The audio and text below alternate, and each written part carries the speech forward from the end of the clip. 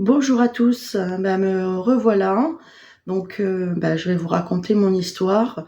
En tout cas, ça sera la première vidéo pour rentrer dans le vif du sujet. J'espère que vous allez bien et je vais essayer de rassembler mes idées et vous raconter tout cela.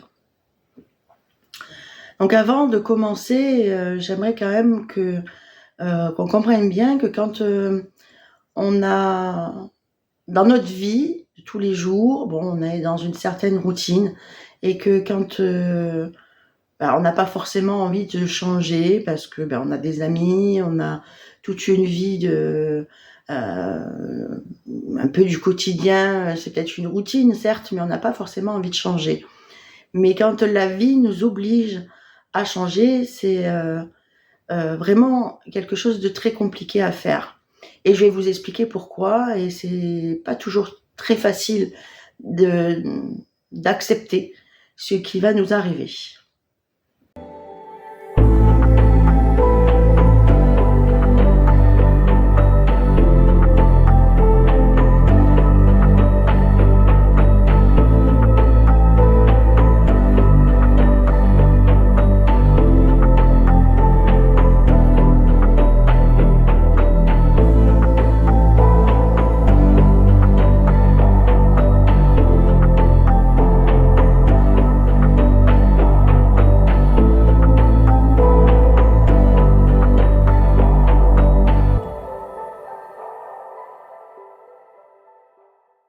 Donc pour commencer, je vais situer un petit peu l'ambiance. Je suis donc employée commerciale dans une grande distribution.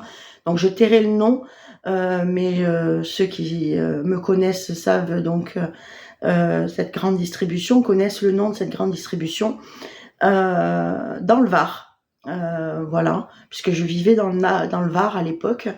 Et j'avais ma place, j'étais en CDI depuis 1 an et demi. Ça se passait plutôt bien, sauf que à l'été 2019, un nouveau directeur, on va dire ça comme ça, est venu et c'était un directeur un peu jeune qui n'a pas tout compris dans le management. Et alors comprenez bien que moi ça faisait déjà très longtemps que j'étais dans la grande distribution, donc mon boulot je le connaissais et je le faisais très bien. Je formais notamment des nouvelles qui venaient ou des intérimaires. Je m'occupais, enfin j'avais une place quand même, malgré le fait que le salaire ne suive pas, j'avais quand même une place quand même bien attitrée. Et donc tout ça pour dire que ce fameux directeur était un petit peu il croyait que par le harcèlement c'était plus facile en fait. Donc j'ai commencé comme ça avec ce jeune là qui était vraiment insupportable, mais vous comprendrez pourquoi je dis qu'il était insupportable. Et puis il m'a fait un peu la misère. Alors pour quelle raison est-ce que j'ai hanté ces nuits, je n'en sais rien. Toujours est-il qu'il m'a un peu pour commencer un peu tué, on va dire, mais après il a brisé complètement ma vie. Et en fait ce qui m'est arrivé est lié à l'arrivée de ce jeune directeur. Voilà, donc il me faisait vivre la misère, tout simplement. Je vais le dire clairement, je vais pas tourner. Pour vous donner un exemple, il avait souvent des insultes à mon égard. Il se moquait de moi, ou une fois il m'a dit que mon rayon c'était un rayon de merde. Voilà, je vous mets dans l'ambiance. Je vous laisse imaginer un petit peu ce qu'il a pu me faire vivre. Et c'était très compliqué d'aller travailler malgré tout dans des conditions telles qu'elles étaient. Et je comprenais pas trop. Plusieurs fois, il a essayé de me faire des coups impendables et puis m'a fait vraiment vivre la misère. Il me faisait faire des choses que je devais pas faire. Je faisais 70 heures semaine, puisqu'il a voulu qu'on fasse les dimanches matins. À la base, on était 3 dans le rayon. On devait donc étaler sur 3 semaines, chacune notre tour. Puis finalement, c'est moi qui me suis retrouvée à faire tous les dimanches. Et et je n'avais pas de repos compensatoire, donc je sais, c'est pas très illégal, c'est pas très légal, pardon, c'est illégal, mais voilà, donc je faisais 70 heures semaine, je n'avais pas droit au congé parce que, en étant dans le Var et considéré que c'était une zone touristique, donc pas de congé pendant juillet et août. Septembre, on faisait l'inventaire. Et puis arrive très vite octobre, novembre, on préparait les fêtes de Noël, donc c'était pas possible. Et toutes les fins de mois, il fallait qu'on fasse l'inventaire du rayon. Donc même en vacances, il fallait quand même qu'on vienne. Donc finalement, on n'avait jamais de congé. À Noël, on n'avait pas le droit de congé. Enfin bref, c'était limite. Je passais ma vie dans le magasin pour tout dire. Et donc j'étais crevée. J'en pouvais plus, j'allais au travail la boule au ventre et c'était très très compliqué de continuer à survivre comme ça. Et j'avais dans l'idée donc ça c'était en octobre, j'avais dans l'idée de quitter la grande distribution. J'avais 31 ans, j'avais envie de voir un peu autre chose et j'avais dans l'idée de changer de boulot tout simplement. Et malheureusement, je n'ai pas eu le temps de m'occuper de ça et je vais vous dire pourquoi. Donc, nous sommes le lundi 23 novembre 2009 et le lundi, je commençais à 9h et je finissais à 15h30. C'était le seul jour en fait que j'avais où j'avais quand même une petite liberté, parce que quand on finit à 15h30, la journée elle est déjà passée finalement. Donc, je suis allée au travail malgré le fait que la nuit a été très compliquée, que le réveil n'a pas sonné, je me suis réveillée en sursaut, que le café, je l'ai renversé. C'était donc en plein hiver, même dans le Var, il faisait quand même très froid ce jour-là. Ma voiture n'a pas voulu démarrer et malgré tout, je suis quand même allée travailler parce que j'avais une certaine intégrité personnelle et professionnelle à aller travailler. Beaucoup auraient dit bon tant pis, j'y vais pas et puis c'est tout. Et moi j'y suis allée. Et en fait j'aurais pas dû. Parce que la matinée, c'est pas passé vraiment très très bien. On a eu des livraisons en retard, donc il fallait faire très très vite. Le lundi matin, dans les rayons traditionnels, il y a quand même beaucoup de monde. Donc c'était un petit peu compliqué de gérer tout ça. Et je ressentais donc cette fameuse fatigue de mes heures à n'en plus finir. Et puis est arrivé donc 12h30, ma chef de rayon est partie, comme tous les chefs de rayon partent à 12h30. Je me suis retrouvée seule au rayon, chose qui est illégale également, mais ça, je l'ai su que beaucoup plus tard. Je faisais mon travail, c'est-à-dire que entre midi et 2, je nettoyais un petit peu le rayon, je le remettais en place et je le préparais pour l'après-midi, pour la personne qui me secondait par la suite. Et puis donc à savoir qu'en novembre, donc c'était les promotions sur les choucroutes, et j'insiste sur ça parce que ça fait partie en fait de mon accident, on va dire ça comme ça, hein. Donc je nettoie tout mon rayon, je fais les vitres, je commence à faire le rassortiment et j'ai dû aller dans la chambre froide. Alors la chambre froide se situait à l'arrière du magasin. Il n'y avait pas de vitre où on pouvait me voir de l'extérieur du rayon en fait. Donc c'était une pièce qui était juste derrière, c'était un mur et une pièce derrière. Et c'était une réserve donc froide à 3 degrés. Et donc j'y suis allée et entre le fait qu'on a eu des livraisons, le fait qu'il y avait une ventilation qui goûtait et j'avais prévenu, mais à l'oral, donc voilà, hein, comme on dit, les paroles s'envolent, les écrits restent. Et puis le fait que il pleuvait et il faisait froid, donc le sol était pas propre, hein, mais on n'avait pas eu le temps de nettoyer. Et à la base, c'était donc à ce fameux directeur de passer la machine, je ne sais pas si vous voyez, cette machine qu'on voit dans les grandes distributions pour nettoyer les sols et qui sèche en même temps. Voilà, donc il n'avait pas fait son travail parce qu'il espérait que ce soit moi qui le fasse à la serpillière. Et donc je suis rentrée dans cette chambre froide et je suis allée chercher des seaux de 15 kilos de choucroute. Et manque de peau pour moi, j'étais tellement exténuée que je n'ai pas vu la flaque qui était par terre. Et je suis partie à la renverse. Je n'ai pas pu me retenir, sauf que j'ai fait un réflexe que tout le monde a dans ces cas-là. On met le bras en arrière pour essayer de se retenir. Sauf que dans mon cas, ça a été dans le vide. Et j'ai glissé donc dans cette chambre froide à 3 degrés et je suis restée inconsciente 1 heure et demie. La tête sur le carreau, le bras en dessous de mon corps. Et inutile de vous dire que j'étais incapable de bouger.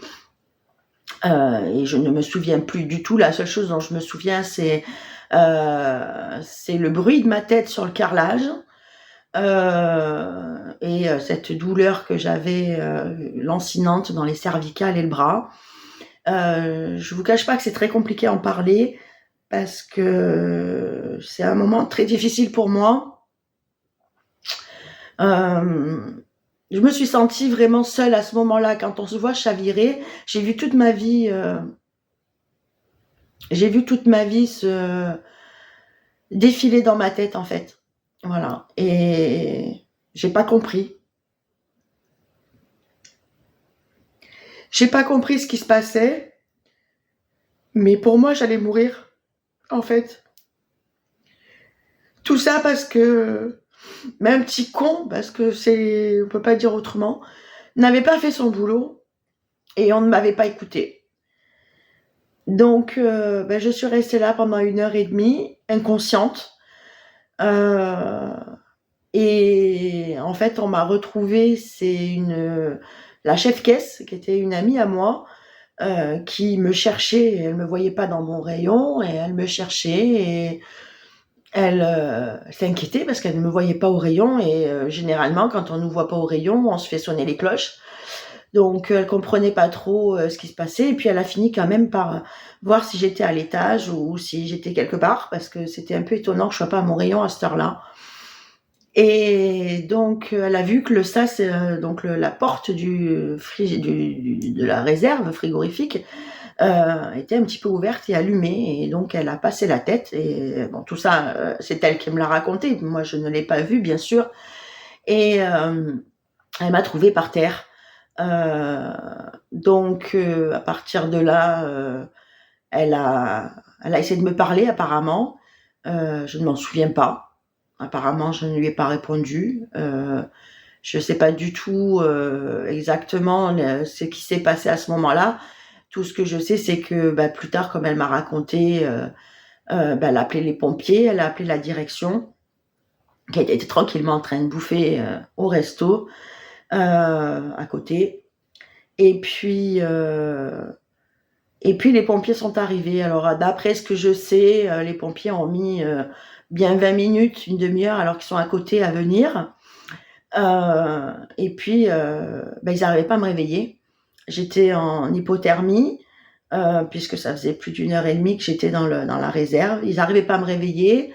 Ce dont je me souviens vraiment, c'est la claque que le pompier m'a mis pour me réveiller. Là, celle-là, je m'en souviens, par contre. Et je sentais plus du tout mon corps. Pour moi, il était explosé. Pour moi, j'étais morte. C'est un moment, excusez-moi, mais quand on va travailler, c'est pour être en sécurité. C'est pour gagner sa vie. Voilà. Moi, j'y suis allée alors que tout me disait de pas y aller. J'y suis allée par intégrité professionnelle, par intégrité personnelle, parce que mon travail, je le faisais bien. Et finalement, on a brisé ma vie. Parce qu'à partir de ce moment-là, je suis descendue aux enfers. Alors, je suis désolée si je pleure, mais il faut pas oublier que j'avais 31 ans. Je venais d'avoir 31 ans. J'avais toute la vie devant moi. J'avais des espoirs, j'avais des décisions autres à prendre. J'avais envie de faire autre chose. et en 5 minutes, tout a basculé. Euh, alors, comment on peut accepter qu'on nous détruise comme ça, qu'en 5 minutes, on nous casse, parce que c'est le mot. Voilà comment j'ai eu mon accident. Et bien sûr, les pompiers ont fini par me sortir, mais d'abord, avant de pouvoir me sortir,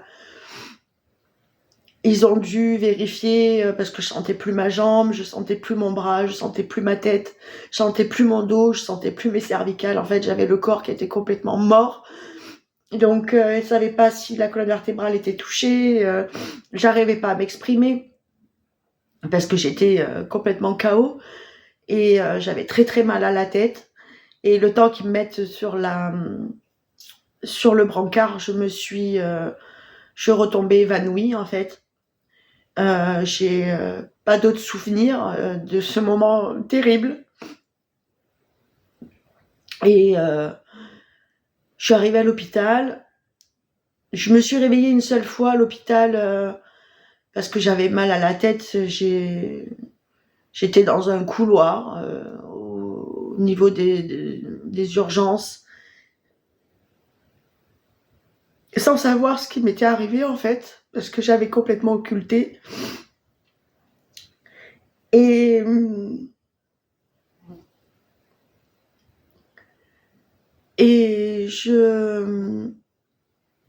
j'ai demandé, je sais pas, je sais plus ce que j'ai dit que j'avais mal à la tête. Je me rappelle plus vraiment en fait. Je sais qu'ils m'ont donné quelque chose sans même me demander si j'avais droit, pas droit. Donc ils m'ont fait avaler un comprimé. Et puis j'ai réalisé vraiment que j'étais à l'hôpital quand ma mère donc elle a été contactée par mon amie qui m'a trouvée dans le frigo. Et j'ai vu ma mère arriver. Apparemment, même aux urgences, il y avait une infirmière qui était une de mes clientes, donc c'est elle qui s'est occupée de moi, d'après ce que j'ai su. Et puis, je me souviens plus trop de comment ça s'est passé. On m'a fait passer des radios, mais je suis pas restée. Ce qui aurait dû être fait d'ailleurs, j'aurais dû rester à l'hôpital au moins une nuit en observation. Et puis ils m'ont fait des radios des cervicales du bras. Ils en ont oublié la hanche, ils en ont oublié le trauma crânien parce que j'ai fait un trauma crânien. Et puis à 20h30, quelque chose comme ça, on est sorti. Alors je vous dis pas en plein hiver à 20h30, ben, il faisait nuit, j'avais pas de voiture, ma mère non plus. Je sais même plus comment j'ai pu contacter, j'avais pas mon téléphone sur moi. Je sais même plus comment on a contacté une amie à moi pour qu'elle puisse venir nous chercher et nous ramener. Je pouvais plus bouger, j'avais une orthèse donc qui tenait le bras. Je sais pas si vous voyez ce que c'est une espèce d'attelle là qui tient le bras et on a l'impression d'avoir une camisole de force, une minerve et je pouvais à peine tenir debout. Alors avec le froid, j'avais pas de veste, j'avais rien. J'étais en tenue de travail, donc c'est-à-dire une blouse et une doudoune qu'on voit dans les supermarchés. Donc voilà, ça a été la journée la plus terrible. Et puis même si j'en ai pas le souvenir, c'est quelque chose qui est enfoui au fond de moi et qui est terrible à vivre. Cette façon de voir sa vie défiler et de se dire je vais mourir, parce que j'ai vraiment cru que j'allais mourir ce jour-là. Bien évidemment, je sais pas ce qui va m'attendre après par la suite. Je suis complètement perdue. J'ai très très mal, je souffre énormément. J'ai la tête qui va exploser et je sais pas du tout ce qui va se passer, comment les choses vont s'aggraver, parce que ça va s'aggraver et vous le verrez tout au long de ce que je vais vous expliquer. Et je sais pas, à ce moment-là, je savais pas du tout à quoi m'en tenir en fait. Le diagnostic était un diagnostic complètement flou et fou, luxation de l'épaule, entorse cervicale, enfin bref. Et moi, je savais déjà que c'était plus que ça. Mais je suis pas médecin et je pouvais pas tenir debout. Et puis, ce mal de tête terrible que j'avais. Et ma mère a téléphoné au magasin. Et c'est donc l'espèce de petit abruti qui a répondu. Ma mère l'a incendié. Il lui a clairement dit que s'il avait voulu, il m'aurait mis au placard. Donc, vous voyez un petit peu l'ambiance. Et donc, ma mère a fini par raccrocher parce qu'elle était très énervée. Et voilà. Et voilà comment, le 23 novembre 2009, ma vie s'est brisée. Et je viendrai vous expliquer prochainement, à partir de ce jour-là, ma descente aux enfers. Une vie complètement brisée, avec une sensation de trahison. C'est même pas une sensation, puisque j'ai été complètement trahie par la direction de l'établissement. Et puis tout ce que j'ai vécu par la suite, et ce que je vis encore. Vous allez le découvrir tout au long de ces vidéos. Voilà. C'est pas facile à raconter. Et j'espère que vous serez indulgents avec moi, parce que c'est très très dur de raconter un accident qui a détruit ma vie. Je vous retrouve prochainement pour la suite de la face cachée du handicap. Donc, je le rappelle, hein, c'est l'histoire vraie de ma vie. C'est l'histoire vraie d'un accident de travail qui m'a handicapée à vie. Voilà, alors n'hésitez pas à me suivre, n'hésitez pas à liker, même à poser des questions si vous le voulez. N'hésitez pas à vous abonner à la chaîne avec le lien en dessous. Au revoir.